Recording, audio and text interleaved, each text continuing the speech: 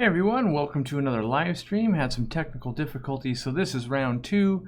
Today we're talking about shrimp, and we're going to talk about parameters, breeding them, some of the easy ones. I want to get you guys to be successful with these shrimp from the get-go. So last week we had a gentleman having some problems with the shrimp, couldn't really figure out why. I think we figured out the reason why this time in the chat. We always hang out in the chat about an hour before we go live, and he was having a pH problem. But we're going to talk about getting into shrimp, and we're just going to confirm the audio is working this time, because there's always a monkey wrench in my plan. And so it looks like we're good. We're going to get set up here. So when it comes to shrimp, I think there's a lot of information out there, and I think there was the shrimp boom in early 2000s. A lot of websites got created, a lot of forums, a lot of all this information kind of just sat out there. Lots of articles. We were at the boom of everyone's got to have a blog and that kind of stuff. That's where we're going to make our money. A lot of info out there from people who had success. And just because one person has success doesn't mean it's the best path. And one of the best examples I can give of that is just because people can live in the middle of the wilderness in the frigid cold with no power doesn't make that the best setup for humans necessarily. And I think we run into that a lot with shrimp. So this gentleman was having a problem with pH, and he was having his aquarium at 6.8 pH. It's not that something like a neocardinia shrimp can't live there. It's that it's on the more extreme end. The lower pH you get, typically you're going towards crystal shrimp, and not so much these neos. These neos are more in a mid-range of, I personally think 7.2, 7.4 is close to optimal. And so yes. The shrimp I think we should start with is the classic shrimp that I think most people start with, and that is the ghost shrimp. Available at Petco's, PetSmarts, chain stores around the world. They're kind of a feeder shrimp, if you will, meant for predators. Now, they typically are up to $1 a piece, and there's a lot of shrimp that gets sold as a ghost shrimp. So if they look kind of clear and translucent, they're going to get the name of a ghost shrimp, but there's lots of different type of grass shrimps, whisker shrimps, small little prawns even. Basically, they're just scooping up things that are translucent and selling them as ghost shrimp because they're just going to get eaten. Well, we come along and we go, that thing looks cool, I want to keep that alive, I'll keep it in my aquarium. And some of us have success when we breed them. Some of us say they die off really quick. Some just get eaten by fish. And I think part of that is because we're classifying probably 20 to 30 different species of shrimp as one, the ghost shrimp. So if I have this experience with a ghost shrimp and you don't have that, it's most likely because we're actually keeping different species of shrimp. We just don't know it because novices are attracted to it. Typically, if you're an advanced shrimp person, you're not really working with all of these grass type shrimps because they don't have a lot of color or anything like that. So it's usually novices, and we just, as a novice, we take it at face value, going, yes, it's a ghost shrimp, of course. Why would they sell me anything different? And so some of the things we need to know is a lot of these grass shrimps are actually brackish water, but a lot of them aren't. Most of them are carnivores. They eat a lot of meat. So they eat fish food and wafers and all that kind of stuff. So they're relatively easy to take care of. But then the other aspect we have is not a lot of care goes into these animals. So when we would order them for, let's say, a client at the store or something like that, and they want 100 of these things, we order 200 or 300 knowing what's going to show up is like 150 of them even alive, because they shove so many, I think a box of them, as they call it. And then when you're dealing in feeder foods, that's what it is. It's a box lot. I think it's over 1,000 shrimp, but there's so many casualties. There's nothing for them to hold on to. Ammonia can be very high, and they're just mostly what's going on from talking to the farms. They go out, they send someone to collect them, they go net these shrimp out. They're very prolific. They throw them into some fresh water, put them in a bag, and ship them and hope for the best. They're very cheap, and then the store sells them. And they don't have to live that long because they're meant to be eaten. So even a shrimp that arrives dead, you can still feed to a fish. So that's kind of why that works that way. But when we take them home as a pet and then they die, we feel bad because it was meant to be a pet. So my tips there are, in general, the care level, they want higher pH because they're coming, most of them are going to come from brackish water. So if you're at 7.5 or higher pH, that's a good thing. Lots of hardness in that water from calcium, magnesium is going to help. And then making sure they get some dedicated food with some calcium in it is also going to help. Now, if they haven't taken too much trauma from the wild to your aquarium trip, you've got a decent chance of raising some. Now, if it's one of the freshwater species, or at least one of the ones that can transition between fresh and salt, they're going to carry eggs, and eventually they're going to have little shrimplets that come out. If it's the full brackish-on version, usually they give birth to larvae and you don't see them because they just get sucked up by a filter or just our normal aquarium fish, that kind of stuff. And a ghost shrimp is a bigger shrimp. They can get, depending on the species, 2 inches all the way to like 4 or 5, and that's usually where accidentally some like Mycobrachium species have been collected and brought in. You can hear my feeder going if you're wondering what that sound is. So the Mycobrachium, they have like little pinchers on them. So sometimes you'd be like, I got this ghost shrimp and it's got these long arms with these little pinchers, and they're tiny pinchers, but yet much bigger than a shrimp. So that's how you know you've got, sometimes they get called long arm shrimp. Sometimes stores will split that up, or you can order them from a wholesaler and it's like, oh, we have long arm shrimp, which is kind of a glorified ghost shrimp. But they do tend to be more of a freshwater species, which is nice. They're more in the prawn family than they are kind of the shrimp family. And but carnivore nonetheless. Keep the pH high. And yeah, breeding them is not easy in the fact that you're getting usually a kaleidoscope of species of those. And so if you go back multiple times, it's going to be different each time. And yeah, but that's, I think, where we get our start. And so we kind of have this rocky start to our shrimp hobby of like, they're cool, they're cheap, but I'm not having a lot of success with them. And then, so I think the natural progression is a cherry shrimp. Now that's a Neocardinia species. They've been reclassified 100 times, not 100 literally, but quite a few times at this point. The easiest thing to call them is a cherry shrimp.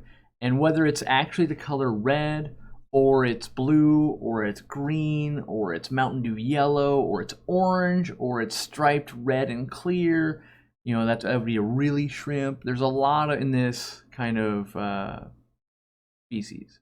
So we're going to talk about kind of all of those. Now, for the most part, the average cherry shrimp is a hardy shrimp. That doesn't mean we necessarily are going to have success taking care of it, because we might not know how to do that yet. But in general, it is one of the best species to start with if your goal is breeding and playing with some genetics and things like that. Now, a lot of times we're going to go to a store, or we're going to buy them online, and what's going to happen there is they've been bought in mass from a farm, imported into the country. Maybe they landed at a wholesaler, or they're at just a retailer, and then you're going to buy them and take them home. Now that journey in general, there's going to be a lot of different water parameters. It could be at the farm, they're raising them at 7.0 with a certain amount of minerals in the water. Then they land at a wholesaler, they're at a different pH, maybe they're at 6.8 with no minerals. Then they go to a store, maybe they're at 7.4 with some minerals. Then they go to your house and they're, like in this, in the fan from last week, they might have a decent amount of minerals, but lower pH. And how do you get that? They were on well water. So the pH was 6.8, comes out of the well at 6.4. So they did raise it a bit. And they had good minerals, but the pH was pretty low. And when we have a low pH, typically we're eroding at shells, whether it's a snail shell or a shrimp shell. And that's just kind of overall going to wear on them on time. So if we can get the pH higher, it doesn't dissolve that shell. So that's where I really like 7. I consider to be the bare minimum, but we don't want to be at the bare minimum, because if you don't watch it and it dips down, you can get some casualties. So I prefer 7.2 to 7.4 as a safe range. Some minerals, and what I mean by some minerals, that would be like our tap water has none in it at all. So I might put in things like wonder shells, maybe a little Seacrum Equilibrium. Maybe my go-to method is actually the ZoomEd banquet blocks. And yeah, that I like that because it provides calcium in both forms. So one, we know we have a pH that kind of dissolves things. At 7, 7.2, it's not horribly acidic, but it's not base either. And as that calcium dissolves in there, it's going to add minerals. Well, also because it's a food block, the shrimp can go over and they can eat on it. And when they go over and eat on it, they're going to be ingesting some calcium. Now, for the most part, these neo shrimp, they do need protein in their diet, but they're not like a hardcore carnivore like the ghost shrimp. But they're also not just like, oh, they just eat algae or microfauna, which microfauna is like little bugs and spores of algae and that kind of stuff on plants and rock and wood. They eat all of that. And so if they're eating all of that, they're going to get a varied diet. The calcium, great. We do want to supply that, but we want to make sure they are getting some fish food or fish poop and get some of that protein source. You can buy things like Shrimp King foods, which are very good. They, what the best part of the Shrimp King foods is they've actually explained in the packaging what they are. Like, oh, this is the protein food. Oh, this is the complete food. Oh, this is the baby food. Oh, this is this food, right? And you can buy the package and know, okay, I'm tailoring this food for what they want. You don't necessarily need to know what they need. That will do it for you. But you're paying a premium. At $15 a food, it is expensive. They're using high quality ingredients, but you can also get away with, we talked about them just eating fish poop, right? And so as long as the fish food you have has got a little bit of calcium in it, it's kind of a mix, we might be feeding some frozen bloodworms and some flake foods and some spirulina and all of that. For the most part, shrimp are kind of detrivores or scavengers. They're looking for whatever is left over. And in a pond or a lake or something like that, so much stuff's falling in. Maybe it's a piece of rotten fruit. Maybe it's a dead rodent body. Maybe it's clippings of leaves and all that. And all this stuff makes this soup that's got everything, and they can go find what they need. In our aquarium, we don't necessarily provide that. We try and clean it a lot, and we don't have various things entering in. There's no season where it's like, oh, all the pollen's blowing in this season. That doesn't happen in our aquarium. We only get what we put in. And so we do need to make sure that we are getting them protein, we're getting them some veggies, we're establishing there's some microfauna in there, and that's kind of fancy words for all of these little organisms and stuff that would thrive with pollen and leaves decaying and all that kind of stuff. And that's where we might, like in the shrimp hobby, we put in catappa leaves. They don't actually eat the leaf itself. They eat the bacteria that eat that leaf. So by putting in this leaf as it's rotting, that attracts the bacteria, and the shrimp goes over and they pick the little bacteria and they eat that. That's part of their diet. That's part of their grazing they do. So you can see there where that's getting kind of complex when it comes to feeding a shrimp like this. It's a scavenger. We're putting some food in, they're eating some fish poop. We need to monitor calcium a bit. We need to monitor pH. We need to monitor both calcium, the intake, and in the water, so the water hardness, and then their scavenger ability. And I've run into that myself where when was I importing? I don't think I was necessarily importing. I was buying in very large quantities from wholesalers. This was before I owned a store. I worked at a store, and I was just breeding a lot of shrimp. And so I brought in like 300 shrimp into a 55-gallon. I couldn't figure out why they kept dying. And so I bring in 300, and every week there'd be like 5 or 6 dead, just no matter what I did. And the reality is I was starving them. There wasn't enough for them to graze 24 hours a day. I was feeding them, but the tank wasn't mature enough to support that microfauna that I needed. So fast forward like 6-8 months later, when I landed shrimp in there, they did really, really well. And that was a seasoned aquarium, and I'm big on that. So not so much a cycled aquarium. Cycled aquariums can be very dangerous for shrimp, fish, all kinds of stuff. But a seasoned aquarium, things where we've got some algae growing, we've got plants that have good root bases in there, we've got the routine down, we know exactly what light we use, the filter, it's got gunk in it, it's got all the things of a working running tank for a long period of time. That's a seasoned aquarium, and that really aids in your success in shrimp. Now, if we're new to the hobby and we want shrimp right away, that's a recipe for disaster typically. In a pinch, you can add live bacteria to your aquariums. Now, a lot of you are saying, but my tank is cycle, I don't need live bacteria. We're not adding it to actually further the cycle. A lot of shrimp importers and stuff, they actually add liquid bacteria to the water so that there's extra bacteria on all the surfaces for the shrimp to eat. So think of it like a food, not like cycling your aquarium.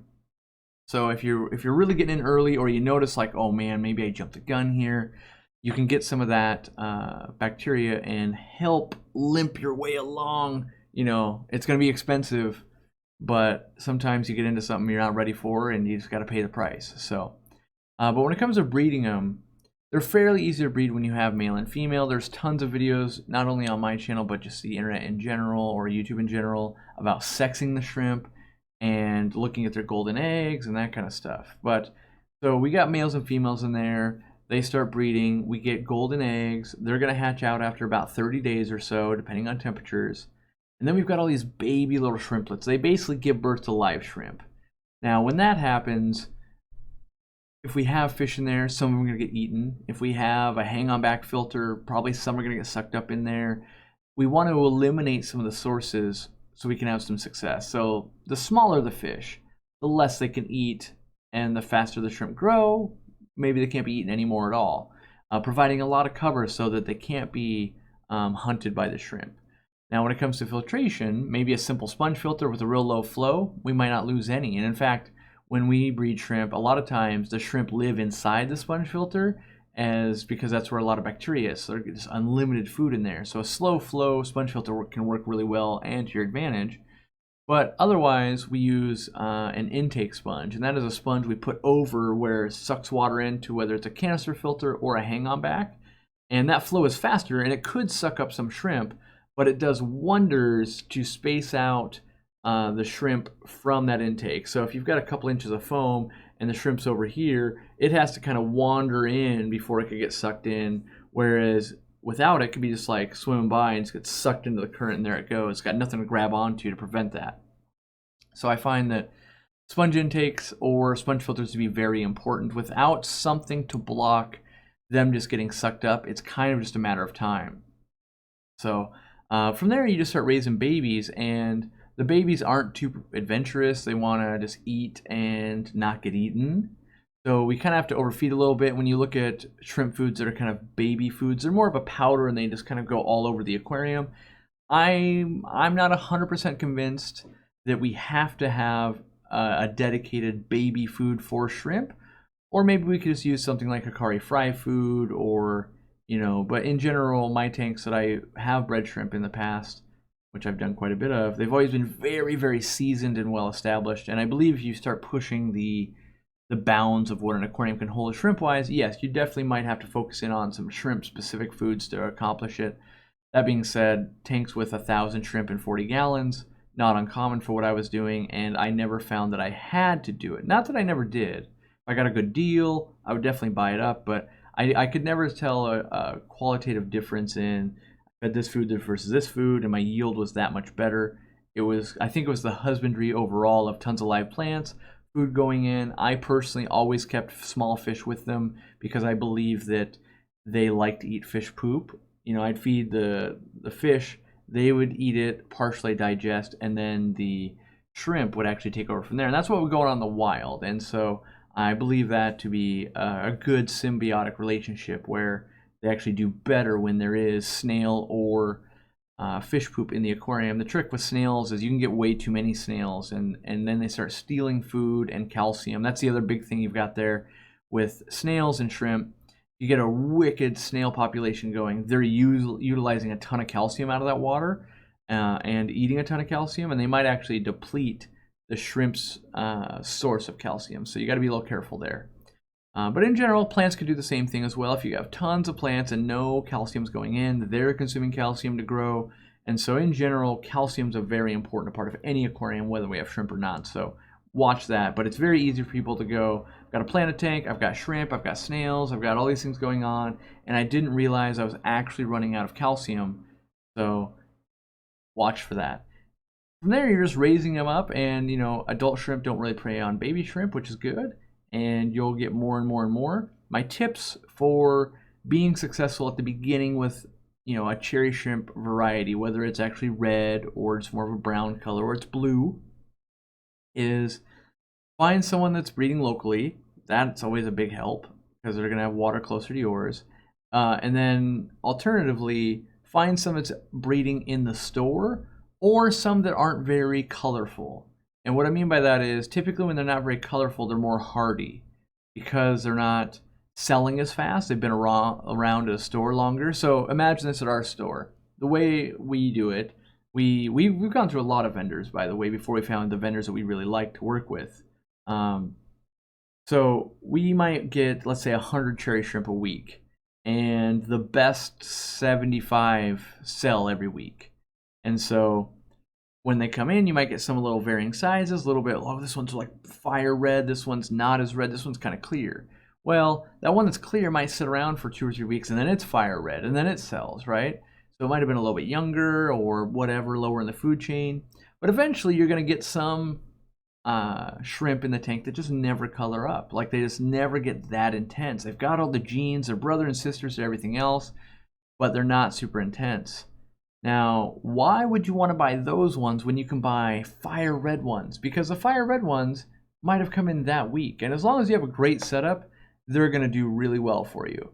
But if you're new to shrimp and you grab these ones that have been around for 3 or 4 weeks, they've been eating a ton at the store, they've been acclimating and just getting more and more robust. If they were going to die off, they would have already. And so you're buying a better bet. And when you bring them home, you're going to get a better transition in your aquarium.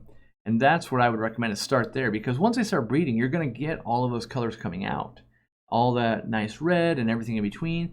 And if you only want the really nice reds, you can start removing the ones you don't want and give them back to a pet store, or find another local hobbyist that wants to start shrimp and pass along your culls, if you will, to them, and they will have locally bred shrimp now that will get them started in the same process. And that's where we all started in the early 2000s. The shrimp of the early 2000s are nothing in comparison to what they are today. Today we have such great shrimp, but with all that inbreeding, they got a little bit less hardy. Not that some strains aren't crazy hardy and crazy colorful. We only judge on color, and therefore we don't know a lot of times. So when it comes to some of the colors like blue, when you see a really deep dark blue, typically those have been dyed, and so you're not going to have a very good chance. Usually like a blue velvet shrimp is kind of a translucent lighter blue. There are some that are a little more blue, but there should be, when you're looking at a tank of shrimp that's been bred, bred and not modified, there should be quite a range from pretty almost clear to almost like a black color and all the blue shades in between. That's how you know that they really haven't been just dyed. If they're all just like, for a long time the industry was selling blueberry shrimp, and they were dyed shrimp, and after they molted a couple of times, they would just basically be clear at that point. And they weren't long for the world, they didn't breed very well, and whatever the dyeing process wasn't too favorable to them. So once we kind of like learned that lesson, we stopped selling them. And even though people wanted that deep dark blue, blue velvets were a better choice that had some variation there. So don't be afraid of the variation. I think it's actually good to have that genetic variation there, and it proves that they're not being highly selected, and that you're more likely to have good odds. Now, when we do get them imported and things like that, there are a lot of importers, stores, wholesalers, all that kind of stuff that aren't doing some due diligence. And that is, I've seen some very prominent sellers in the hobby that will take orders and then get the shrimp in and then ship them the next day. So that we know that all those transitions makes it harder. And so yeah, that's a lot of times I have a hard time recommending where to buy shrimp, because when business is good, it's hard not to do that. And when business is bad, sure, you got a bunch of shrimp laying around, now your shrimp are really good, you build up a good reputation, you sell a bunch of shrimp, now you can't keep them in stock. And sometimes the source is changing it, like, oh, they always came in great, now they're having a little bit of problems. But that's why we pay top dollar for our shrimp. Like, I think our cherry shrimp, our wholesale price, we're paying close to $3, which in some circles, wholesale cherry shrimp are as cheap as 15 cents. So we're paying almost $3. Kind of the same thing we do with like Dean when we're buying his German blue rams. There are times we'll pay, I know somewhere between $4 and $8 depending on the strain, when at $8, some stores are retailing them out because out of Malaysia you can get them at $1 or less, right? So there definitely is quality when it comes to animals, and not everything is the same. If you strike out at one store, try a different store. Try and get some dwell time. So like you walk in, they got all these shrimp. Try and analyze, like, well, how many are here? If I come back in 3 days, let me see how many are still here. Let me come back in another 3 or 4 days. How many are here? And what you want to do is you want to know, are they selling 100 shrimp a week and they're just ramming through them and you'd never know if they were doing well or not? Or are they sitting around? Usually if they've got 4 or 5 different colors, one color won't sell very well and you'll be like, yeah, they're not really selling those at all. And after a few weeks, you know, because you've been watching them, they're very healthy, they're very stable. And what's good about that is once you take them home, if you are failing with them, you know it's something about your aquarium and you can learn and research and figure it out. But if you're buying them kind of unknown to how long they've had them, you have no idea, were they already going to die, or is it my care level that's the problem? And that's half the battle, honestly, is half the time it would be, oh, they were just, you know, all that trauma from traveling and everything, not good, they got bacterial infections, they're going to die. The other half is, my aquarium's honestly not ready, or my skill level's not ready. But when we're trying to diagnose it, we've read online, we've read the blogs, my aquarium's ready, it says it's ready. You know, or if we're listening to an online seller, keep in mind the people that are selling you the animal want you to buy it. That's how they make money. So they want to make it as easy as possible to make that transaction happen while not lying. So it's like, well, yes, technically you could breed a cherry shrimp at 6.4 pH. That's not true, but it is way harder than 7.4 pH, you know. So while not true, you know, I wouldn't recommend someone go live in Antarctica. It's not that humans can't live there. It's that there are a lot of other spots on the world. It's easier though. So and that applies to shrimp of like, just know, try to get impartial information and do reconnaissance work. Like you can learn so much about fish and shrimp by going to stores and watching stuff, watch what happens, see what gets sick, see what's dying, see what the employees are complaining about. Just be that fly on the wall, like, oh no, I don't need any help. I'm just looking at fish, you know. Honestly, I just love to look. Don't worry, don't ask me questions. And really, you're just, you know, being the observer, seeing how the store runs, seeing how things go, figuring out what days they do get shipments. Like that's one of the easiest things you do. When do you guys get shrimp and fish? What day do you guys get new stuff? Oh, Fridays? Great. I'll be here on a Thursday. You want the longest time possible, if your store is any good at all, to buy that. And if your store is terrible and it's your only option, like let's say you had a chain store and they killed everything all the time, then if their delivery day is Friday, you want to be there on Friday and just buy them ASAP before they can kill them, basically.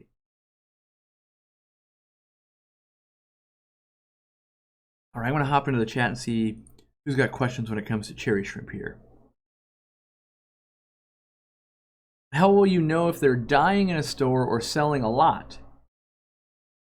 Well, a couple of things. Over time, and a lot of us are in a rush, but over time, let's say over the span of 2 months, if you could be patient and you're like, I'm doing reconnaissance work for 8 weeks, which is a long time. If they're killing a ton of shrimp, they're either going to switch vendors or stop ordering nearly as many. One of those two things will happen because no one wants to just keep losing tons of money on something. If they're selling a ton, you should be able to see like, oh yeah, I went in on a Saturday. Man, they had 2 people just catching shrimp all day. Like they were selling, you can see them selling a lot. But you also see what's not selling as well. And that's also useful information.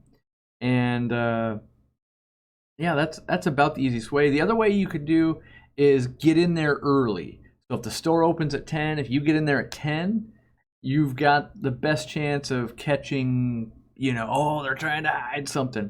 Because it's easy to spot like a dead fish in a store, like, oh, look at that. Right? But sometimes shrimp die behind some stuff, and if you know you're locked on to the blue velvet shrimp and you go in at 10 a.m. and you're looking, you'll see if there's any bodies or partial bodies. Typically shrimp turn pink when they die, sticks out a lot in a blue velvet tank, not so much in a cherry shrimp tank, but when you go to remove that shrimp, it'll leave some legs behind or a little bit of debris sometimes. And you can get really good insight. But if you wait too long, sometimes it's get eaten by the other shrimp. So, you know, playing detective, if you're, you know, if you've got little money, but you've got some time, you can save yourself some heartache there. I've had a colony disappear over about a week span. Adults, babies, everything's no dead bodies to be found. It was established for over a year. A lot of times that can come down to a contaminant, maybe something out in the water, or your water parameters are off, or you just have predatory fish. We've had it where you can have like a betta living with shrimp, no problem for a very long time, year plus, and then there's like a murder spree of like, you don't notice it because he's like eating them, but then you're like, wait a second, we had shrimp in there. Where'd they all go? And then you add some more in there going, okay, I don't know what happened. And then one day you see it like, oh, you got a betta just not walking, but swimming around with half a shrimp out of its mouth. And you go, oh, okay, you got a taste for the shrimps. I get it. But yeah, it can be hard to diagnose. A lot of times, what I've had also in that, I've had colonies crash when other things boomed. So for me, a lot of times, I'll get other things breeding. Maybe the guppies in the tank are breeding, maybe the plecostomus are breeding. And when they really bloom in population, there's less food, there's more waste. It changes all the parameters in the aquarium, and it might be less favorable for the shrimp, and they end up dying out. Now, it's rare to lose every single one, but you can go, I used to have 1,000, now I've got like 12 in here. What is going on? And then you realize like the biological load of 1,000 shrimp is equal to 12 medium-sized plecos that have now raised up in the tank. You're like, oh, I get it. It was only a 20 long. I'm pushing the bounds. Are all the colors of Neocardinia as easy to care for as red cherry shrimp? In one hand, yes, because it's all the same shrimp, just different color variants. On the other hand, I find that there's way more sources of cherry shrimp. You're much more likely to find them on Facebook and Craigslist and your neighbor down the street and your local club, and a lot of stores, maybe like 30% of stores will breed their own cherry shrimp. Now we don't because we sell more than we can breed, but I've got them, like perfect example. I do breed shrimp in my fish room, and when we can't get them from the wholesaler, Robert will come in and he'll catch a bunch of shrimp out of our fish room and take them to sell them. So that way we're not sold out. But most stores, well, not most, but there's enough stores that are into plants and that kind of stuff that cherry shrimp are fairly easy to breed. And so they realize like, hey, we can make some money by actually breeding this. And that says a lot. That means they're pretty hardy because not a lot of stuff you can breed in a store and actually turn a profit after you paid employees and rent and all of that. And they're kind of a passive breeder, which makes it easy. All right. So, seems most of my cherry shrimp die off quick, except for like 2 or 3 that are bulletproof and never die. So that, when you say something like that, that makes me think of the stress in shipping from wherever the journey started to wherever they got to you is probably the ones that do make it live really well. That's a sign that your aquarium's probably doing okay, unless it's like a 2-gallon or something like where you're like, whoa, I don't have enough space. But you're probably doing okay. Really what you need is them to breed. And that happens a lot of times with fish. You might buy 12.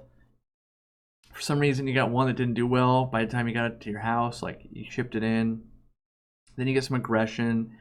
Then you get one that gets a weird fungus, like, oh, I had to treat that. And you might end up with a group of 5 starting with 12. But now you're breeding them. And once you start breeding them, now you've got more than you know what to do with. And that's kind of the way shrimp go, I believe. And there's there's so many problems we can have. We can have diseases. We can have bacterial infections. We can have molting problems. We can have predators in our aquariums. We can have an intake eating them. We can have them jumping out. We can have, a little bit of fertilizer going too wonky in there. There's a bunch of little things that can start weighing on shrimp. We're trying to figure it out right now in our own warehouse. We have we're not having the greatest luck with shrimp. We have shrimp. We have tons of snails. They thrive. Like our narrate snails are doing really well. And we're trying to figure out what is it about our new warehouse, because it's the same setup we ran at the old warehouse, but what is it the new warehouse that makes it so shrimp aren't thriving, right? What's the difference there? And so I'm spending lots of time at the warehouse, just putting my thinking cap going, like, okay, well, we did move cities, water's slightly different, but the new warehouse is closer to my house. I breed shrimp no problem. So one of the next steps is going to be, well, let me just bring shrimp from my house to the warehouse and see how those do. Is it the outside shrimp coming in? And that's what I think the problem is. I think the problem is we're trying to order shrimp straight from a farm and going, great, let's order 1,000 Amano shrimp. Let's land them in these 100 aquariums and let them chow down on this algae. The reality is, while we have algae, we don't have a ton of protein. We don't have a ton of microfauna. We're missing some of those elements. And I think maybe if we stage them at my house or the store for a while first, then slowly transition, we'll have better luck. But even we fall prey to the same thing. So it can be a problem. Why do shrimps suddenly swim around the tank frantically? Sometimes that's when they're in breeding mode. When the hormones get released, you'll see them swimming all over the place. When they're darting backwards, that's trying to get away from something like a predator fish. If you put something in the water or too radical of a water change, that can really excite the fish. But in general, it's the hormones from breeding, or the backwards motion is the escape from a predator. Would it be fine to put shrimp in a 150-gallon community tank? I'm not worried about the other fish so much more or less than if it's just not a smart idea. I think there's better options for shrimp. So if you had a tank where you could breed a ton of them and then you have a bunch of extra, sure, throw them in, see what happens. But if you're spending money, it could be a very expensive lesson. Now, like the third beginner shrimp that I was actually going to recommend would be a perfect example of this, and that is either the Singapore shrimp, also called a bamboo shrimp, or the blue wood shrimp. They're basically the fan feeder shrimp. Now, you're not going to breed them in your home aquarium. It's not that it can't be done, very difficult. But because they're this bigger shrimp, you know, that big around, they're big, they're mostly pretty hardy to a lot of the tank mates. Now, big cichlids or things that really want to chow down on it, like clown loach or something, that's not the best pairing. But tetras and rasboras and rainbow fish and angels and corydoras and a lot of these things we consider to be staple community fish do really well with them. Now, the only trick about them is they are filter feeders. So they got these little mitten hands, basically, that they're just trying to catch stuff out of the water. And as they do that, they put it into their mouth. I've actually considered getting some for the 800-gallon because they'll perch up on this crinum, which is super cool, and I'll explain why they do that. But I've got a lot of floating stuff in here because the goldfish all day long go across the bottom and just dig. And so there's a lot of these little floaties. Even though I've got very fine pads and all of that, there's still a ton of this, and they would probably really enjoy it. So I'm considering it, but goldfish are, you know, a little derpy, like, let me try and put you in my mouth. And they might not enjoy that. So I might try a few, see how that goes. If the goldfish have a you know, want to harass them, that's not going to work. I'll catch them back out. But it's something I'm thinking about to spice it up a little bit. But being that they are a filter feeder, we got to feed kind of fine powdered foods or have a lot. Well, this debris after a while would go away. They'd actually, the good news is they're going to collect it for you and then poop it out in something more solid, easier to gravel vac, that kind of stuff. And but they still molt, so we still have calcium issues to deal with them. We still want a higher pH. In fact, the bamboo shrimp's like an African shrimp, so it wants a much higher pH. If you can give it, it'll take it.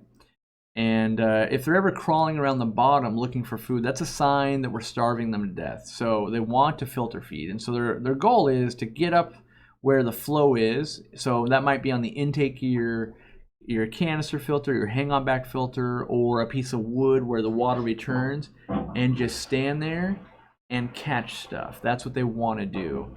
And so, you know, I know I've got my flow going on there, and they would probably love to be there. And so I might try them, but I do gotta supplement their food and make sure I've got enough calcium going on in there. And they're a great community shrimp because they get large. And the only downfall to them, I would say, is they can hide sometimes where the flow is. So if the best flow in your tank is behind a rock in the back corner, that's where they're going to be. So sometimes you got to change the outflow of your canister filter or your hang-on back so that they want to perch where you can see them, because it's nice to see them. A lot of times you'll see them on the underside of a sponge filter on the back, especially in a store. And that's because, like, well, that's where the flow is. Why would I leave the buffet, right?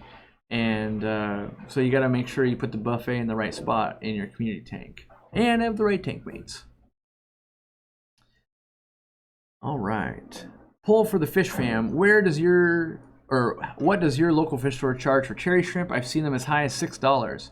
I think we're $5 or $6 on cherry shrimp, and I think we're at $7 or $8 on like pumpkin, blue velvets, and that type of thing. But as you heard earlier, we're paying, I think, upwards of $3 for cherries and even a little bit more for the other variants. But it's because we don't get that huge die-off and that kind of stuff. So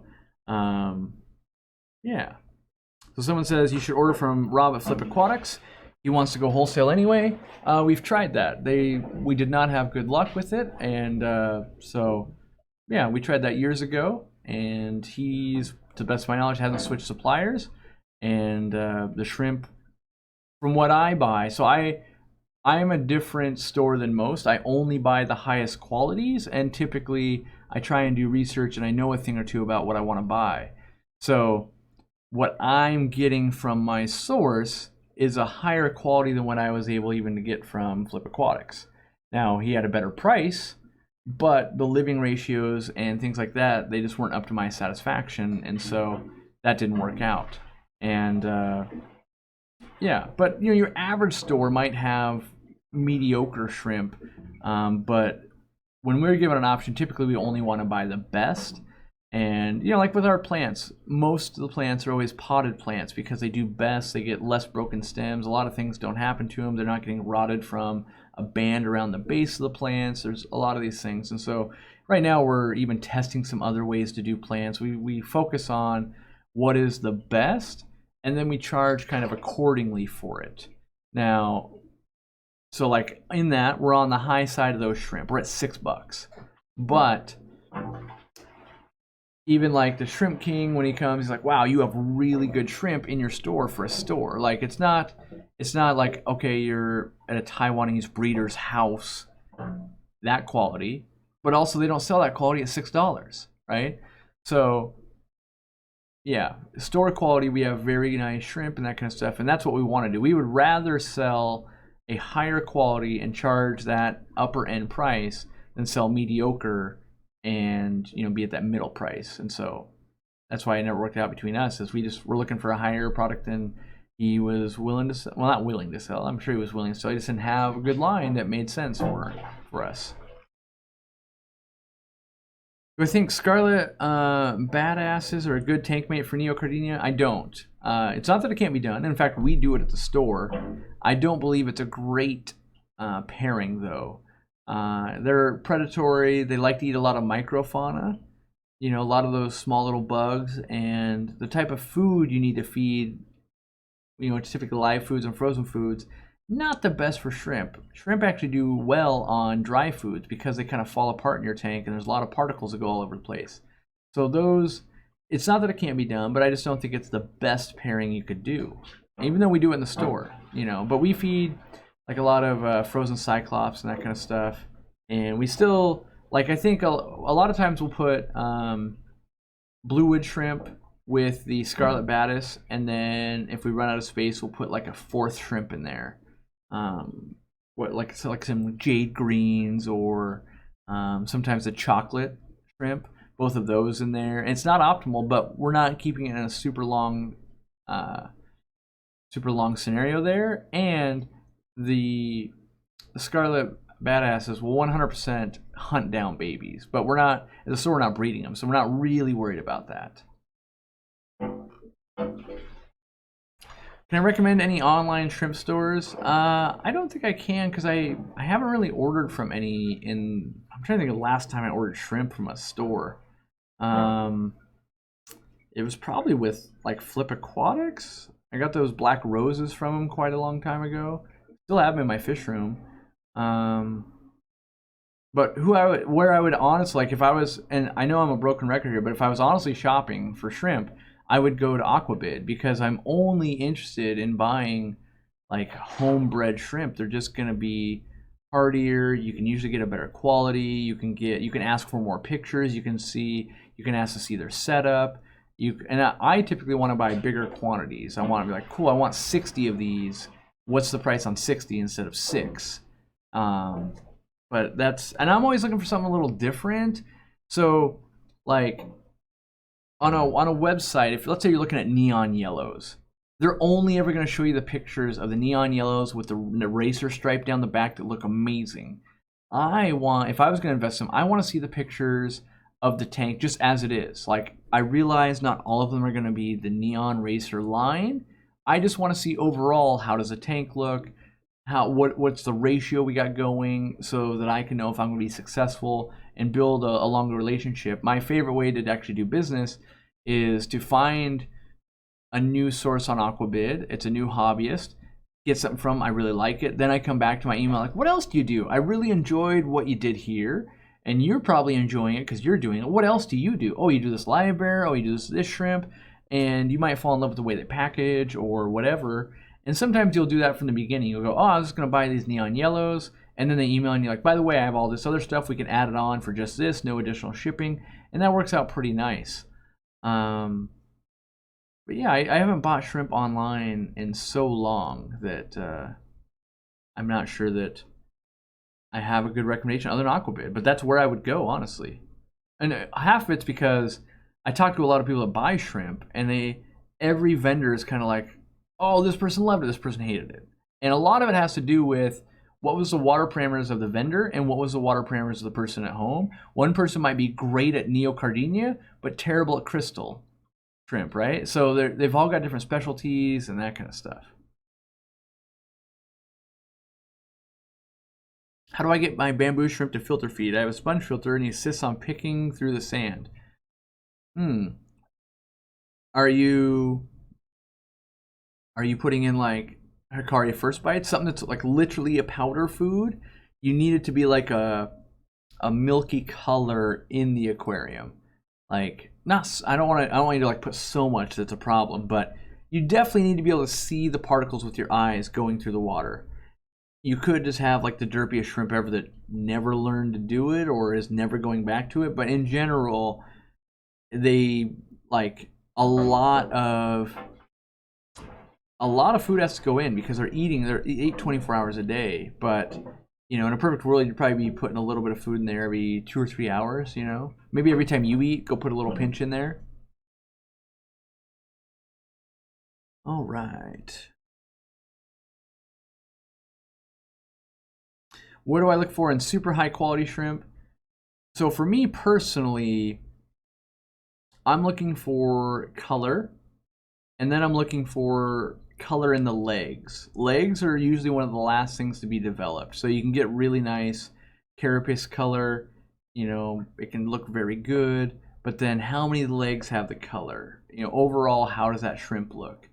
And that's where I think a lot of shrimp actually fall down, is they might have this new pattern or whatever, but the reality is like, you know, those legs need a lot of work. They're a different shade of red, you know. So, and that I'm talking about cherry shrimp there, but put any version of that shrimp and go, well, what does the color look like? Like on yellows, if I was looking at yellows, it's, you know, how many of these have that neon yellow line down the back? And then I would say, in a high quality version of this line, what do the ones that don't get that look like? Do they still look good, or are they pretty translucent and not that good?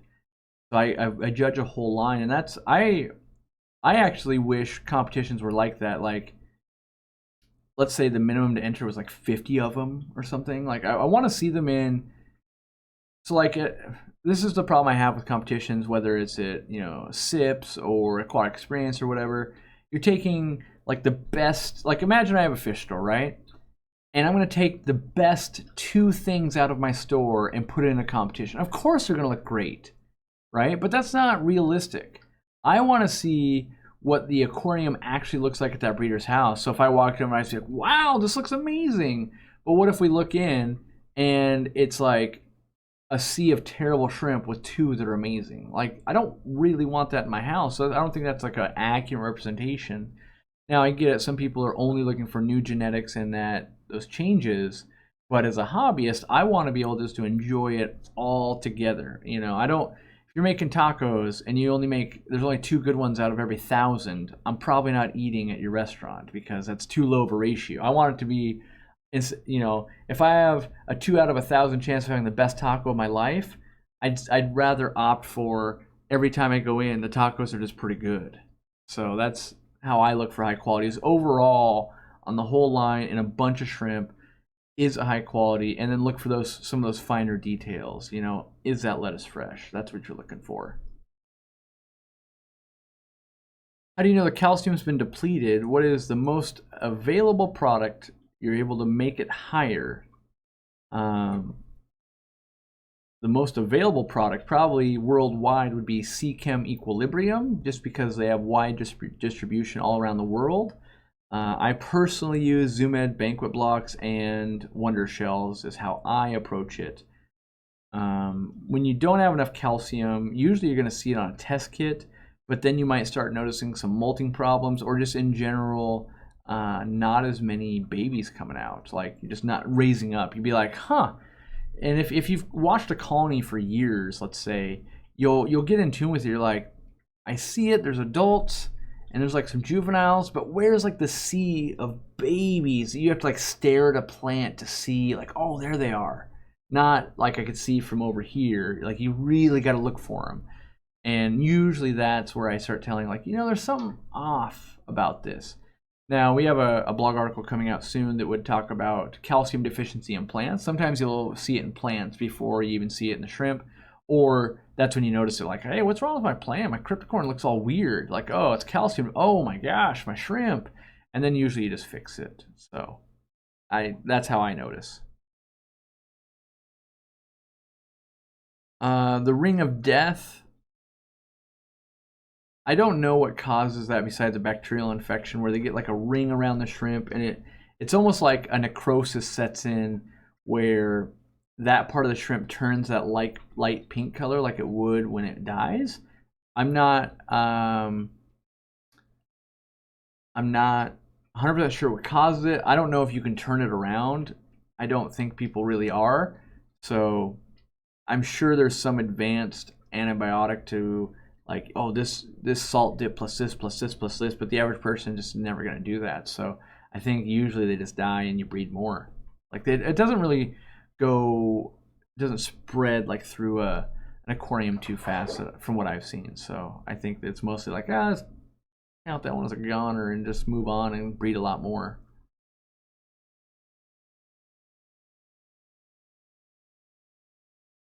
Went down to the fish room the first time today, and all the power and the heaters was off. Tanks were down to 60. Yep, that's that's concerning. I'm not concerned about the temperature only being 60. I'm concerned that, what happened? Did all the heaters kick on and blow the circuit? Typically, they'll be fine going down. Those temperature swings are pretty normal in a lot of where our fish come from in the wild and even at the farms.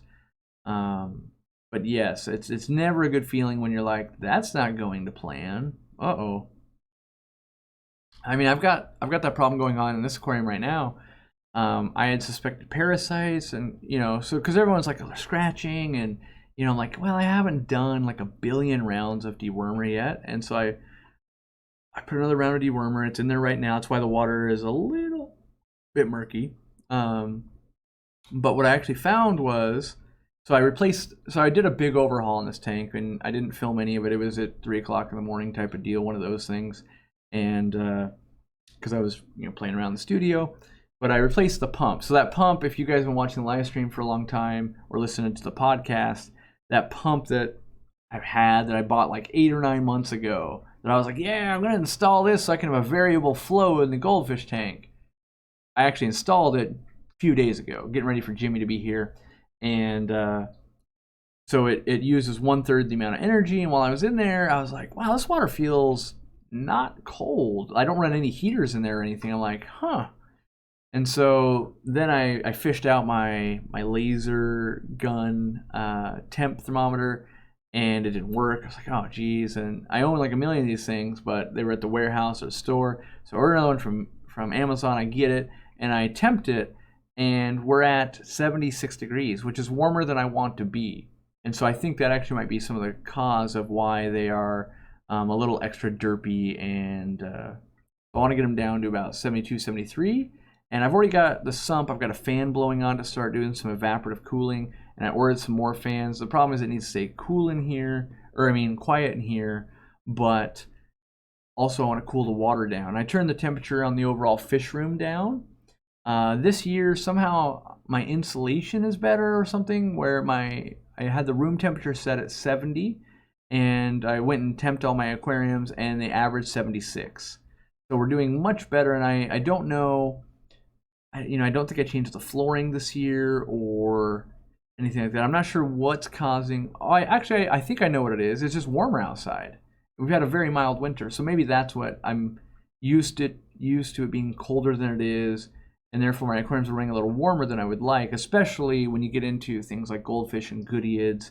There's a few species that really don't want to be warm. They don't do well long term being that warm. And so I'm in the same boat of you're down to 60, but I'm up to 76. I like to run my fish room actually around 72, 74 for the most part, outside of a few species. So we're running warmer than I anticipated. And I can think of one difference. I did install a dehumidifier in that room, so I might need to actually vent a little bit of heat.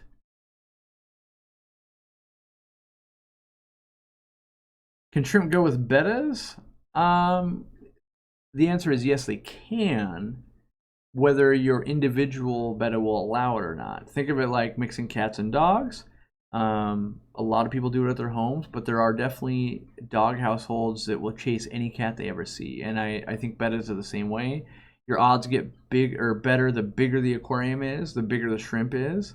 So, a filter feeding shrimp in a 60-gallon tank with a betta, probably going to work out. Real low odds that it wouldn't work out. But a 5-gallon with cherry shrimp is, shooting shrimp in a barrel there. So your odds are much greater. I would say like 60% won't work, 40% would.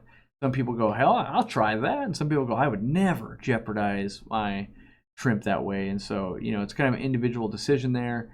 And having a backup plan, it is really nice if you've got another tank where you're breeding the shrimp and then you transition them over and go, well, let's put 6 little buddies in there and see what, this betta's got to say about it. And sometimes it works out great. Sometimes, a lot of times it'll work out great for a year or something. You go on vacation and your house sitter didn't feed them as much as you would. He gets a little bit of taste for shrimp, and once they get the taste, usually it doesn't go away. Do you have any tips on setting up brackish shrimp tanks? I was thinking of keeping some Pinocchio shrimp or something similar. I haven't played with brackish shrimp myself. I believe the trick to be setting up a system that requires no water changes is how I would approach it. And I believe that can be done with a deep sand bed and light stocking with the shrimp. And then all you're having to do is top off with RO water, which makes things a lot easier. Because I think the variance in the salinity and the amount of minerals when mixing brackish water makes things just an extra level of complication.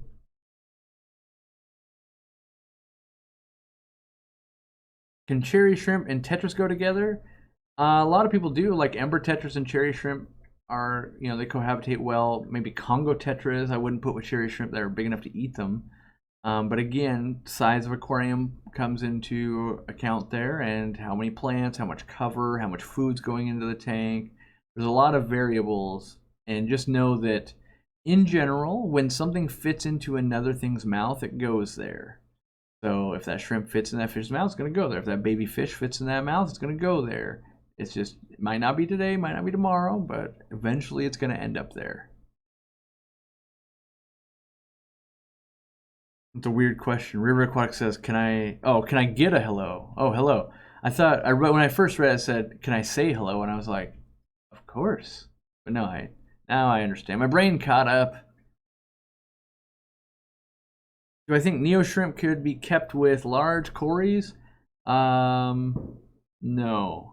I find that they eat the babies. The adults, sure, that'll work, but you can't have a thriving colony, I find, of the shrimp.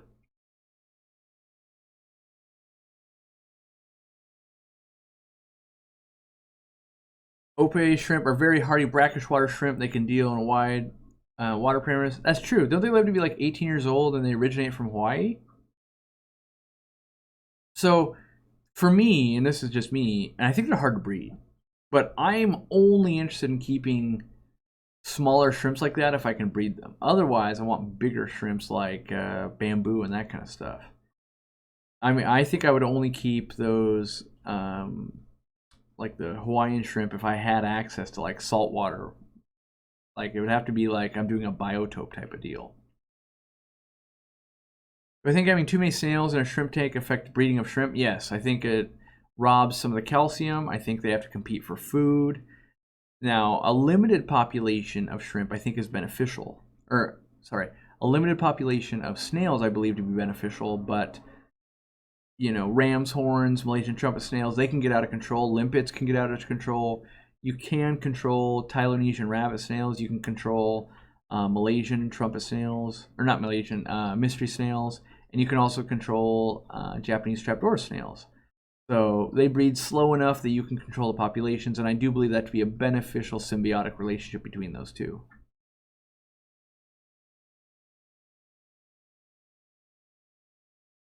Shrimp and guppy fry? Yes. I need to do, I don't know if I need to do a fish room tour, but in my fish room, I have many totes set up that have shrimp and guppies both breeding in the same tote at this point. And so that's one of my favorite combinations that I've ever done in this hobby. You've got baby shrimp, you've got baby guppies, lots of colors going on, lots of live plants. It's something I always enjoy.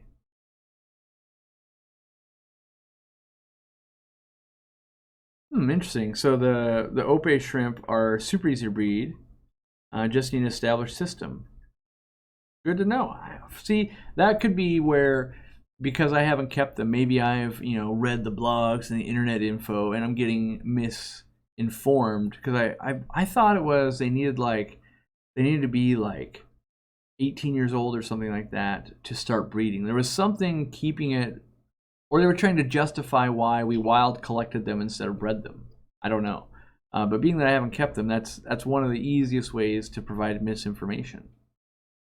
Self-admitted. That's why I try to only talk about things that I personally have kept, or I try to announce I've never kept these, and then we're just extracting what I've read about them. Do I have to acclimate nerite snails? No, we don't.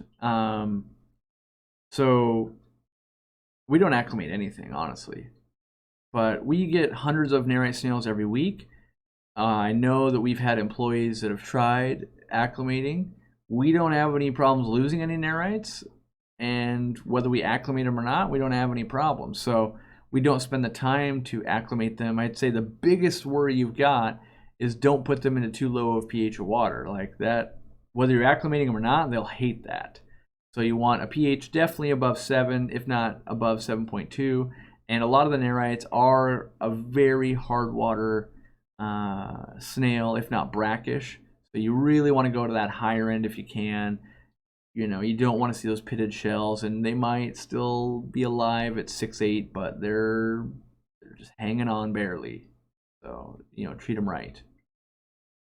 How do you quarantine shrimp? As they seem to be affected by a lot of medications.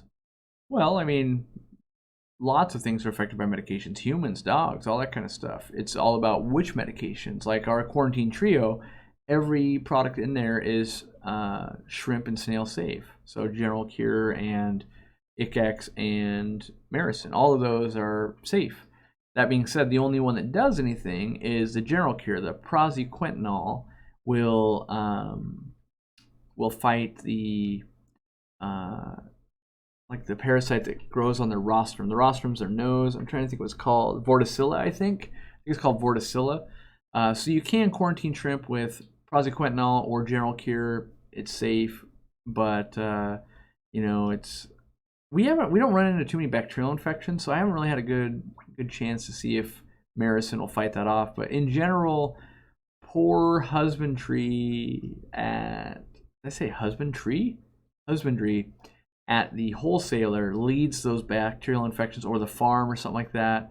And if they're, I think most wholesalers at this point have learned you have to have very big vats of water to not lose a lot of shrimp. And so the bacterial infection thing has mostly been figured out at this point. Not that it never happens, but it's not necessarily running rampant.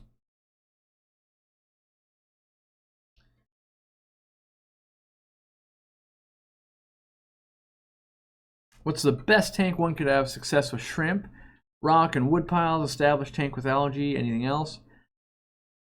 I think a planted tank that's been set up for a minimum of 6 months without being tampered with. So that means month 4 you didn't swap out the filter. That means you didn't switch the light. It means you're not going to try a different fertilizer this month. It means been going strong and steady. You've had some fish or snails living in there. They've been pooping up a storm, making the gravel biologically active, and there's lots of fauna around all of the plants. Once that's been going for 6 months, and I always mix in some crushed coral into the substrate, so we've got a pH that's always going to be above 7, and we've created an environment where we basically never need to change water, and we just need to supplement the nutrients going in. That's where I want to see a shrimp colony live. And I've run even crystal shrimp tanks, stuff like that have gone over a year without water changes easy. And we just top off a little bit of water, and things are good. Now, I watch a lot of people get into trouble with, I'll just change a ton of water all the time, and that they can do more harm than good. They're always tinkering. I bought a new thing. Oh yeah, I heard or I saw some big breeders, they're using undergravel filters with canister filters plumbed to it. I'm going to rip my tank apart, put it in undergravel, and then put all the gravel back on top, and I'll have this canister filter, and it'll just be better. Meanwhile, they've disrupted the entire system. They get heavy losses, and they lose months and months and months worth of work. So I believe just stability is the key, and most times we don't have that. So even with fish, you can set up a new tank and just kind of have success with it, but I would rather move the fish out of an old tank into a new tank and then put shrimp into the old tank. You'll have such better odds. And so there's that seasoned aquarium is I think I'm going to write an infographic on it actually about seasoned aquariums, because I've talked about it for many years now, and I think thinking about it as a cycle tank is the wrong way. We want seasoned aquariums. How do we become a seasoned aquarist? Just because someone, if I'm fresh out of college and I know a subject, I'm not nearly as good as someone who's seasoned in that line of work. If I've been doing it for 30 years, you learn tips and tricks and things to watch out for that you don't learn in school. And I believe that the aquarium is the same way. Is you can have a cycled aquarium, and technically it checks the right boxes, but then you can have a seasoned aquarium, and that thing is much more robust.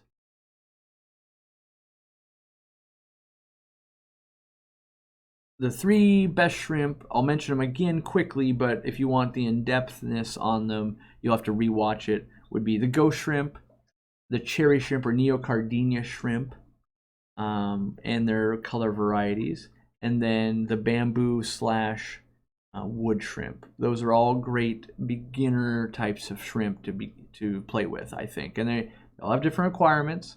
They all are different price points and different setups.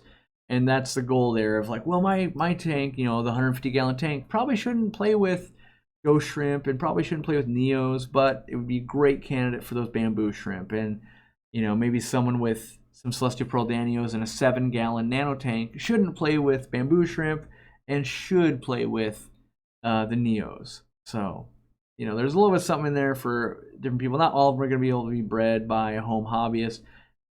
Now, some of you will, nerd out and you'll go down that rabbit hole and you'll pull that off, and that'll be great. But, I think I like to focus on, let's just keep things alive and enjoy them. If we get anything more than that, that's extra dessert.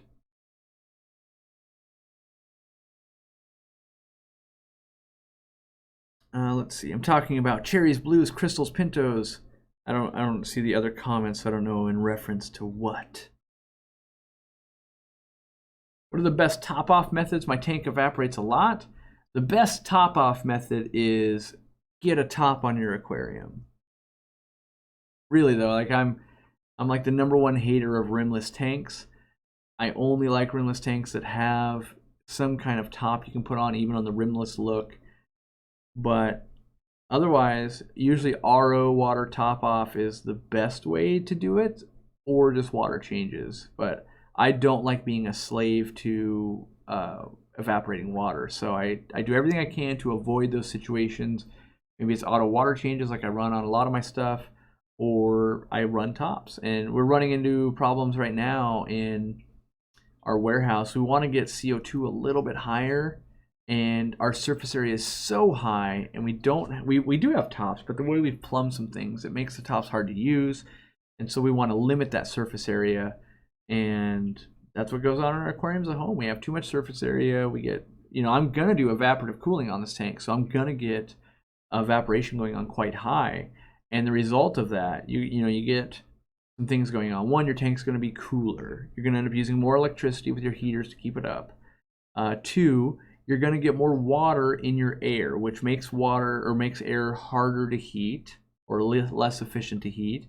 And then you're going to get water you need to pull out of the air, maybe using a dehumidifier or exchanging air with the outside if it's drier.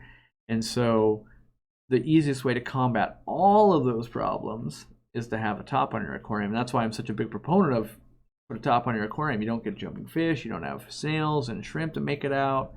You fix so many problems. And that's why, when we think about this, if we look at it, it's like, how did we go 40 years before we invented the rimless aquarium? It's like, well, it's because the top is pretty darn good. Like, it's not that we couldn't have made rimless tanks, it's that as hobbyists, we see the value in having a top on the aquarium. Fish don't jump out. Keep the heat in. Like, set the light on it. There's all these little like, oh, I'm glad I have that.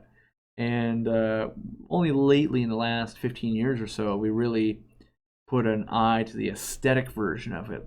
And while it can look very good, I'm not sure if it's worth to me, it's not worth the maintenance level. Not that I would, if I only had one aquarium in my house, maybe, but I suspect even then I would tire of that part. I don't enjoy the top offness. Someone just got my Twitter notification. Yeah, I just remembered. It was kind of a hectic start, and I was like, wait. I saw Twitter actually pop up on my phone, and I was like, oh yeah, I didn't mention it. If you guys want to have some conversations with me one-on-one, Twitter's where I've been doing it lately. There's not a lot of people that ever, at me. So it's when someone does, I'm like, oh, I can chime in on that, where it's kind of like that's over in a quiet room and someone sits down on a couch and we just talk fish. Whereas like on YouTube, it's a giant room of people just, barking questions at me, and it gets overwhelming. So I kind of like to hang out on Twitter a little bit and just have kind of a one-on-one back and forth. So if you guys want to do that, great. If you don't and you hate Twitter, that's fine too. What's the best way to start a Taiwan bee tank within a week, assuming you have a cycled sponge filter and another aquarium? Take the money you were going to buy the Taiwan bees and just throw it out the window. That would be the same as what you're about to do. There really is no good way to do that. Even when you bring the sponge over, and let's say you're like, I'm going to bring all the substrate over too. The substrate, you would have to think of your substrate like lasagna, right? You build it like you got noodles, and then you've got like the sauce and the meat and the cheese and the noodle, and it's built, right? Well, if you just start scooping it out and throwing it into a new aquarium, you're not going to have those layers anymore. And really, in an aquarium, you only get up to the first inch can have live bacteria, basically. Anything below that is anaerobic bacteria and maybe some other stuff, maybe some gases. And when you mix all that up, it's not the same as like, oh, but I brought it all over. And like, well, you didn't. Like, it's one thing to bring the pan of lasagna over and you have dinner at someone's house. That's like, oh, I brought the whole aquarium. It was already set up, good to go. It's another thing to go, well, I brought it over. I took it all out and I put it in a Ziploc bag and then I dumped it onto a plate. That's not the same lasagna anymore. So I think that's the problem you're going to have there with the Taiwan bees. My recommendation would be set up an aquarium, plant it out. Maybe you put some fish in there. Maybe you put some snails, something in there. Get it living. Just let it marinate for a few months at least. Almost never will you have an ammonia or nitrite or nitrate problem in a shrimp aquarium because you're not putting that many shrimp in there. That's like that whole cycled part is useless. But you might go, well, I'm going to bring it from established tank. That thing is filled with bacteria. I understand that. So let's imagine I've got a sponge filter in here and there's a bunch of goldfish pooping up a storm, and that thing could not be loaded with more bacteria. All right. What does bacteria feed on? Feeds on ammonia, nitrite, right? And turns into nitrates. Okay, we're going to take that sponge and we're going to drop that into an aquarium on my desk. It's a 25-gallon aquarium and it's going to be great for shrimp. What's now feeding the bacteria? Nothing. We don't have any of the goldfish. We've got 7 bee shrimp, 12 bee shrimp that we put one pellet in a week, you know, or every 3 days, like it's not going to sustain the bacteria. So that bacteria is going to die off. And therefore, we no longer have the bacteria to support the microfauna that's going to let the shrimp graze all the time. So then, why does a seasoned aquarium work? I don't get it. Like that, we're not putting a ton of food in there either. You're right. But we are doing some things. We're feeding maybe some fish or snails. That's going to build up over time. We're going to have plant leaves die back. We're going to, you know, if we plant it, maybe we've got immersed grown going back, dying back. We might be using some root tabs. We're going to put some fertilizer in. Dust and contaminants from the air are going to fall in. Things are just going to happen over time. Algae is going to grow. Then maybe some dies back. And all of this leads to a seasoned aquarium. Now, honestly, if you were trying to do the fastest cycle getting ready for Taiwan bee shrimp you could, honestly, it's probably like go down to a lake or a river and grab some of that mud and bring all that microfauna in, and you've got a chance. You also could bring in parasites and all that other stuff too, but it's going to be biologically active and give you, you know, that leaf that's in there that's going to rot.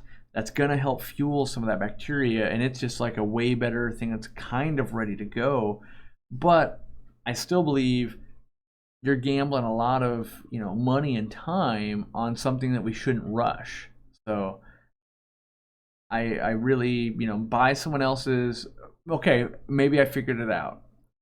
If you really wanted to set Taiwan bees up next week, go buy someone's aquarium that's up and running on Craigslist. Just drain the water down, drive it home, fill it back up, and try that. I think that is, you're at least getting a seasoned aquarium that way. If you don't have one. If you don't have one, you know, you might just go, oh, let me move the fish out of this one. I'll put the Taiwan bees in there, and this cycled sponge filter will handle these fish easy mode. That's a way better idea. So hopefully that'll get you through it. Corey, for a non-guppy nerd, would you suggest buying from a place like Twin City Guppies or a local fish store? Any news on guppies.com? I haven't heard about that in a long time. And any plans to change celldwellers.com? I've been working this on our website, so I no plans on that currently. If you just want guppies, like, what am I trying to say? Like one of my ponds that I have in my fish room is just assorted guppies. Lots of different colors. I love that look. If you like that look, just go to your store.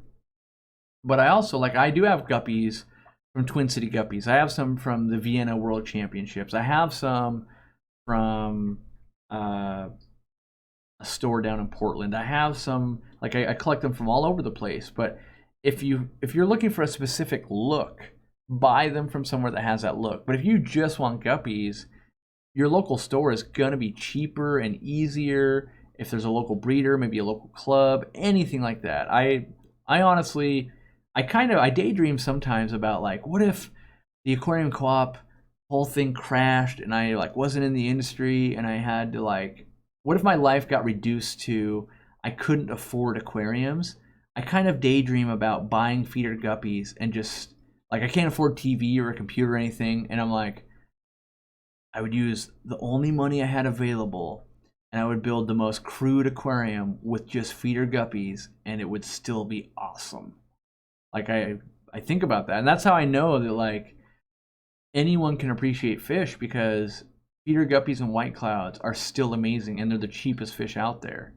You know, so just because I'm lucky enough to play with stupid, you know, I'm $180 or $300 ranch, or not ranchu, but a randa that likes to be derpy, you know, I'm fortunate that I get to, you know, care for that animal. But you know, I still love the normal stuff too. Don't discount normal stuff. And so if you need that you know, highly specialized thing, yes, Twin City Guppies, I still have their fish. I like their fish. But local's good too. I don't put a hierarchy on where the fish come from. I'm always searching. If I literally was in a PetSmart last week. I needed to go to Bed Bath & Beyond because I needed another vacuum for the studio, right? And so I popped into a PetSmart, and I actually found a product I liked they had there. They had this giant fake piece of wood, $75 and too expensive, but didn't have any holes in it. It was pretty cool, but I think the paint would probably chip off or whatever long term. And yeah, so it was pretty cool. And I was looking for, if I had seen the right guppies there, I would have bought them there even. Like, I don't discriminate based on where something lives. Like, just like I wouldn't with my dog. Like, if I was out looking for, I need a new dog, just because, oh, this shelter has it or this breeder has it. If I fall in love with a dog, I'm falling in love with a dog. It doesn't matter what its background was. So I think that's the best tips I can give you is don't necessarily assume a high-end breeder is getting you a better guppy or you'll get more enjoyment out of it. A lot of times you'll find that you might get the same enjoyment, or you might get, I get a lot of enjoyment hunting. Like, ooh, I wonder, and I get that joy when it's like, yeah, this store 3 states over, I found it and no one else has got it. I enjoy that, the ooh, wow, never seen that before aspect more than, oh, let me just dial up and I'll buy that. So that's but I've been doing it a long time in the guppy world, and you might just enjoy like, oh, I just want normal stuff. It's great. And I love that too. All right. Who do I recommend to get spiderwood from? Normally I would tell you us, but we only have small pieces for our selection. I don't know. I suspect, if I was in the market, I'd be checking eBay, because there should be a lot of what you see is what you get there. But I was talking to someone recently on how, they always take it like next to a can of soda, and it's like, that should be big enough. And you get it in your hands, you're like, this ain't gonna be right in my aquarium at all, actually. But the reference picture was right. They didn't lie. Currently have 6.7 pH. Will adding CO2 to carpet Cuba cause the pH to drop too far for Cardinia shrimp? Well, really, you wanted about 6.4 for the Cardinia shrimp. It depends on how much CO2, but you're in the space of it could work. But my opinion is this: if you just want to keep some alive, probably. If you're wanting to breed them, I don't believe a high-tech CO2 tank, highlight planted CO2 injected tank is a space to really crank out Cardinia shrimp. Is it better to try acclimating your new red cherry? Wait, my brain needs to comprehend this. RCS, that red cherry shrimp or red crystal shrimp? Cherry shrimp, according to Wikipedia. Okay, because in my mind I'll transpose those two. So let me read the question again. Acclimating new red cherry shrimp to your tap water rather than worrying about TDS and products like salty shrimp. Yes, that I believe acclimating to your water is much better. That goes against everything you're going to read on the internet. Everyone's going to say you want this TDS. I would say at the very least, watch my video on TDS meters and know that you would have to start with RO water plus the salty shrimp to even get a TDS that would be accurate, assuming that where you were buying from also knew how to use a TDS meter accurately, which you would think if they're doing that, they would, but most often they don't. So I think focusing on TDS, a little bit of a red herring for most people. And in general, if you do what we've been saying, and that is dialing in some pH, making sure you've got some calcium in there, and you have a seasoned aquarium, it's highly likely that shrimp will transition into your setup easily. Now, the more of those things you try and rush, maybe it's not a well-seasoned aquarium, maybe your pH is it's 6.9, it's not 7.2, and maybe you've got like some calcium. All those little things are just making it a little bit harder. Not impossible, just a little bit harder.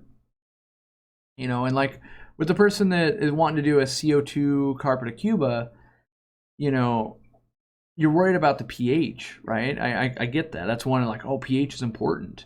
But when you inject CO2 and you have high light and you've got fast growing plants, one of the biggest things you're going to run into is have no calcium. All the plants are going to consume the calcium. So you're going to run into a problem like, how am I getting enough calcium to my shrimp? Got to feed them calcium, got to get calcium in the water, got to make sure we're replenishing it from what the plants are going to use up. And so there's a lot of facets to really kind of think about more than just 1 or 2. Yes, TDS does mean total dissolved solids. My bad for using an acronym. I usually try and explain those. Is that a lava lamp in the background? Why, yes. Yes, it is. That is my like 30-inch tall lava lamp from the original studio setup that we had. I enjoy it quite a bit. You told me to keep my shrimp at 7.2 to 7.4 earlier before the stream, but I got Cardinia and they just died, even with the low pH. So what gives? Well, Cardinia shrimp, so part of it is diagnosing someone's problems through chat over the internet is never going to be as efficient as in person. And so over these, I think we're on like week 3 at this point. You've got some shrimp that did well, you've got some shrimp that aren't doing well, you've got these Cardinias. Know that neocardinia, so like cherry shrimp and that kind of stuff, and Cardinia, things like crystal shrimp, are very different. And for most people, should never be kept in the same aquarium because they need directly opposite water parameters. So if you have Cardinia shrimp, I recommend exactly 6.4 pH with enough minerals to keep them healthy and minimal water changes. That's where I've always found success with them. If you're doing neocardinia shrimp, you have much more of a range. 7.2 to 7.4 is a sweet spot, but I have bred them all the way from 6.8 to 8.2. I've kept them outside where they've frozen over and had 2 inches of ice over the top of them. So they're much more forgiving. But I definitely don't recommend keeping both in the same aquarium. It's not that it can't be done. It's that you've really got to like walk the line of not too high pH, not too low pH, and usually you can't get them both breeding amply. So in your case, I think between you and I, it's hard for me to keep track of what shrimp species you've got going on.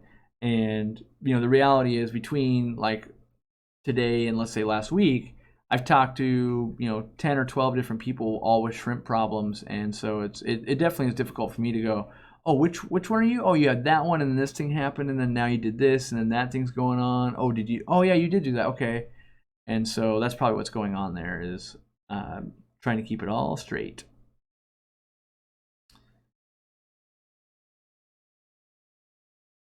So Steve Tendridge says, but they're at 6.8 and dying. You said no for 6.8. So this is the problem here. Like I'm reading, and they're like, so like the comment we said the first one, then you said I get that, then you say, but they're at 6.8 and dying. You said no to 6.8. Like on your end of the computer, these are probably complete thoughts, but if you were to listen to what is being said, as me reading them as the person that doesn't know the whole story, and the people that are listening to this right now, they're going, okay, but 6.8 and dying, you said no to 6.8, when? About what? Like in a 2-hour show. So that's the thing, is like we're having trouble keeping up because we're not in the same room like having a conversation about it. Can you breed a mono shrimp? They can be bred. I recommend reading how. They can give birth in freshwater aquariums. It's a larval state thing, very hard to raise up. Most people will do it in brackish. Usually you can't use filtration because it sucks up the larva. You got to feed them. In general, you're better off breeding a different anything and buying them. Let's see here. Yeah, just red cherry shrimp and blue velvet for now, Steve says. Yeah, so I recommend, those are neocardinia shrimp. I recommend 7.2 to 7.4. Again, yes. Could you keep it at 6.8? Yes, I have done it. Can you do it at 6.8? I don't know. Like, you're having troubles, so I would recommend the sweet spot. So, like, if I had a family and they're like, we keep losing family members because we're living in Antarctica and they freeze to death, I might go, hey, how about you move to somewhere not where you freeze to death? Not that people can't live in Antarctica, but we're not smart enough to stop freezing to death. And I think we might be there in this conversation of like, Yes, they could be at 6'8". It's not that they couldn't. It's that something in your setup is making it so they can't. I don't know, is it your skill level? Is it 6.8 pH is causing stress plus this temperature plus this fish is hunting them?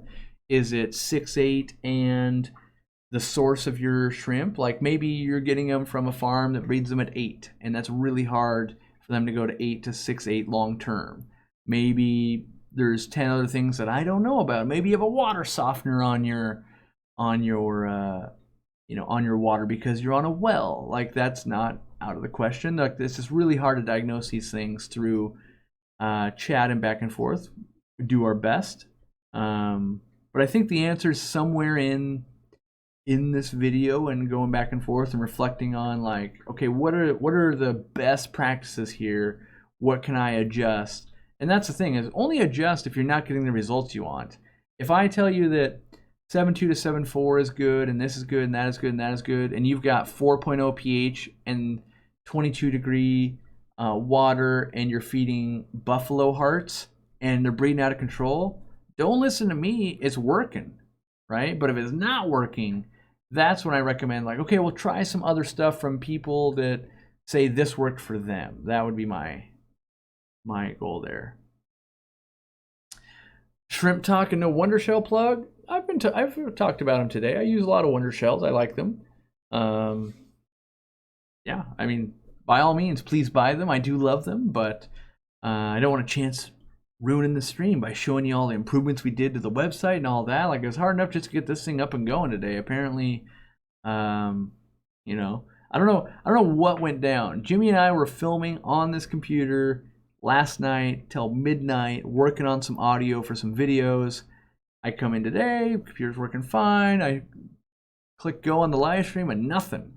And I restarted the computer, nothing. All I did was in the streaming software, I uninstalled the mic, installed it again, magically it works. Nothing else changes. Nothing changed between, it was like less than a 12-hour difference. So I don't know. Sometimes you just gotta go, don't know, but it's working now.